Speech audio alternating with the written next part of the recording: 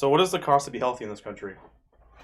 It tells me that you have to pay more in grocery stores to be healthier, when you should have a choice to not let it be taken away from you, because of the high pay ceiling due to organic foods. Organic foods would be a better choice since it won't be riddled with pesticides, and not having to hold on to hope from not developing a health crisis from it. This is relevant to society because it's our food source of having vegetables and fruits that are very important for our health, especially being part of the food pyramid, essentially, which is the 5 parts of the food pyramid. Also, it should be something you have to worry about because of the chemicals involved. As someone who's been trying to eat healthier and have a better lifestyle overall, I take pride in having vegetables and fruits daily with my meals. But since organic foods are really expensive, this makes it become quite difficult to achieve that and sacrifice my wellness in the process. Today, I'll be persuading my audience to be more knowledgeable about the dilemma in pesticides and foods by first, explaining the cause why pesticides exist in the first place, second, the effects on us and food, and finally, to offer some solutions which can in turn be a favor for all of us. First, let's delve into the causes of why pesticides are in the foods in the first place. Why are pesticides used on crops so frequently? We will delve into 2 main parts of why they're used in our food source. According to an article published by the NIH in 2020, National Institute of Environmental Health Services explains that pesticides are used to kill, repel, and or control certain forms of plant and animal life that are considered to be pests. They are also used to prevent the growth of molds, mildew, and disinfectants preventing the spread of bacteria, compounds used to control mice and rats. So essentially any pests that would be involved in attacking like crops and, like I said, rats and insects would be very problematic for crops growing. Another cause why pesticides are used is by an article done by the United States Department of Agriculture to reduce development of pest resistance to pesticides, biological monitoring of pests to better understand population densities, and phenological development predictive models that use local weather conditions along a pest phenology to optimize spray times, improving and more accurate spray technologies, the optimization of planting and harvest dates, and the use of beneficial insects.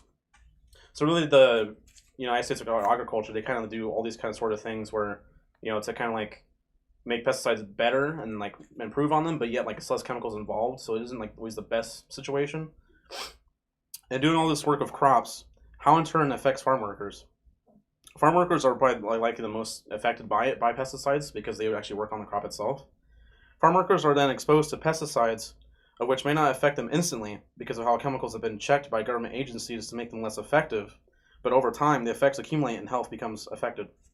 So as I mentioned, that over time it will become affected, not like very like then tomorrow or the next week, but as years pass by, situations will arise with their health being affected.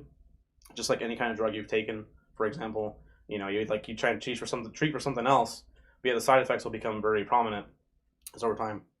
It's important to know these factors for the safety of themselves, work on these fields to help feed their own families, and then begins a domino effect essentially for families who shop at grocery stores for a livelihood of eating fruit and vegetables.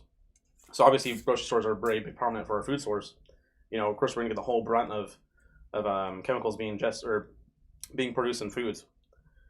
Now that we know the causes of why pesticides are used, let's investigate the effects it has. Second, the effects that pesticides have on us and our soil. Let's dive into the detrimental effects it has on humans. An academic journal done by Natalie in 2013 discusses a study called Metabolic Tools for Describing Complex Pesticide Exposure in Pregnant Women. This was conducted in Brittany, France, by the way. It's not done in the United States. Between the years of 2002 and 2006, were pregnant women being exposed to pesticides, and that it's hard to balance toxins in your body that a child receives it, essentially. So, of course, when your woman's pregnant, a baby during utero, the baby will be actually taking all the nutrients the mother ingests in their daily life. So, obviously, with food having a pesticide being involved in it, the child's going to get it essentially too. It's basically a 2-for-1, sadly. Another journal explains several effects of pesticides by Michael Avania in 2004, explaining how carcinogens and neurotoxicity have been playing a role in our lives. For example, in the year 1999, with over 1 billion pounds of pesticides were in the United States and 5.6 billion worldwide. And this would in turn actually end up being such as being lymphoma being controlled by pesticide use. It's a byproduct. Let's show further of how pesticides become problematic. As Michael Avania explains in his journal, Health Effects of Chronic Pesticide Exposure, Cancer and Neurotoxicity, about how Hodgkin's lymphoma, as I mentioned earlier, a type of cancer that attacks the immune system, is linked to exposure to pesticides. So if your immune system is affected by pesticides, obviously your immune system can like be able to change, or even regulate the amount of its being chemical in the food. So if that's being the case, then you're going to get the whole brunt of the chemical exactly in your when you adjust the food. Another type of horrible cancer being linked to pesticides is leukemia. That Michael Vania explains as well in his article of health effects of chronic pesticide exposure, that about 10 to 40% can contract leukemia through exposure. That's a pretty high number. Huge. Now that we've disclosed the effects on humans, let's talk about some solutions about having to use harsh pesticides. Lastly, let's discuss the difference between hard versus soft pesticides, because there's just two different types. Let's dive into the distinction of the two. As discussed earlier, pesticides are considered hard, which will actually be insecticides, which are used against insects, herbicides that kill weeds and fungicides that kill mold, mildew, and fungi. These three different pesticides are actually been linked to causing cancer. As for the aspect on soft pesticides, Stephen Spence in his 2017 Web article, Guarding Alternatives to Pesticides. Soft pesticides such as soap, stinging nettles, and rhubarbs provide an excellent alternative instead of their counterpart because of the severity of chemicals and are less than to under 2%, which is a pretty big difference. If we can actually implement soft pesticides instead of using hard ones, they could probably make vastly improve wellness for everybody, and even our soil essentially too, because it won't be riddled with pesticides anymore, or even as over time. Using softer pesticides commercially is a safer option for all of us and our crops, whether working on a farm, buying in a grocery store, or the plant itself. So as I just mentioned, soft pesticides to be a safer alternative. Obviously, they can't happen overnight. This is something to kind of work on over time through different policies commonly done in agriculture. In conclusion, today we talked about pesticides in food in three different steps.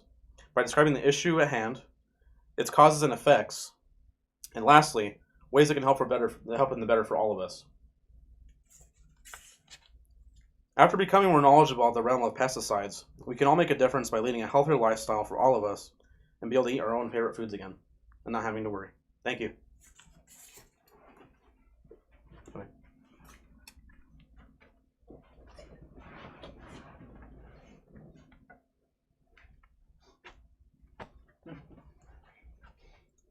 Can't see we're in the camera.